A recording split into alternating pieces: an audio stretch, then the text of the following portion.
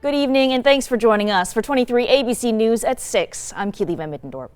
Well, religious expression in schools has been a controversial debate for decades. Today, the Supreme Court sided in favor of a Washington State high school football coach who was placed on administrative leave for praying at the 50-yard line after games. 23 ABC's Vanya Patino spoke with a political science professor at CSUB specializing in religion about the expected implementation of this case in schools across the country and here at home. Vanya.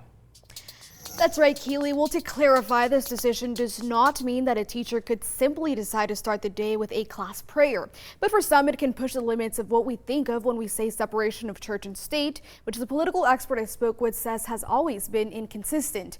Across the country and here in California, public entities, including public schools, can not have state-sponsored forms of religion, which is what the school in the Kennedy versus Bremerton School District case was arguing. However, the majority opinion from the courts today said the coach utilized religion in a personal way, not related to his employment as a coach.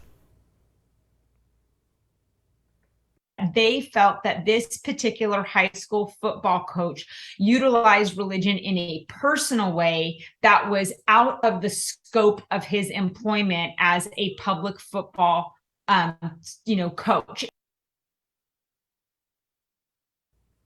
She has said by ruling in favor of the coach, they also overturned the precedent set by Lemon versus Kurtzman, which is what had been used since the 1970s to decide if religious activity could not stand in public entity. Dr. Craybill also says this decision is historical as it is continuing the pattern of the majority of the current justices viewing the Constitution in a historical manner. She says because there is a fine line between what is personal religious expression and state-sponsored staff needs to be careful in terms of the environment and how the event is presented and how they themselves present themselves. Meanwhile, the California Department of Education saying they are reviewing their policies to see if anything will have to change. Live in studio, Vanya Patino, 23 ABC News, connecting you.